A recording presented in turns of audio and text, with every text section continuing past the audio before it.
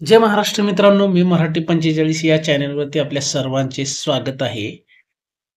Farmer ID संबंधी एक महत्त्वाचं अपडेट आहे.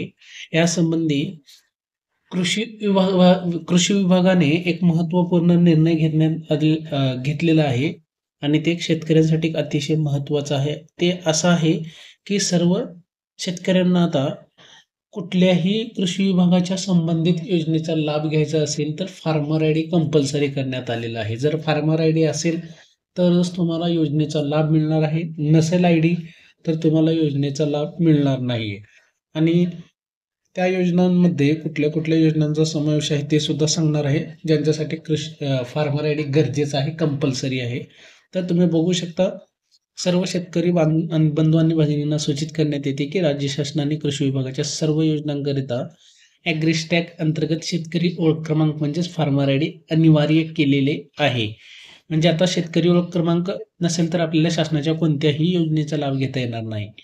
आणि त्यासोबतच ॲग्रीस्टॅग अंतर्गत शेतकरी ओळख क्रमांकसाठी नोंदणी करून आपला शेतकरी म्हणजेच फार्मर आयडी काढून घ्यायचा आहे. आणि कुठल्या योजनांचा लाभ तुम्हाला मिळणार नाही हे तुम्ही बघू शकता जर फार्मर आयडी नसेल तर. आणि या योजनांसाठी ज्या योजनांची नावं दाखवत आहेत स्क्रीनवरती, या योजनांसाठी फार्मर आयडी हा कंपल्सरी लागणार आहे. पीएम किसान योजना, त्यासोबतच प्रधानमंत्री पीक विमा योजना खरीप हंगाम 2025 साठी सुद्धा तुम्हाला फार्मर आयडी लागेल.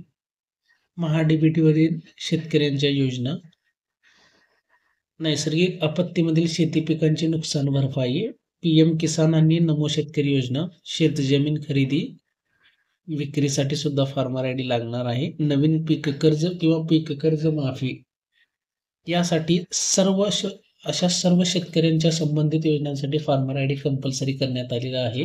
तर अतिशय महत्त्वाचं अपडेट होतं.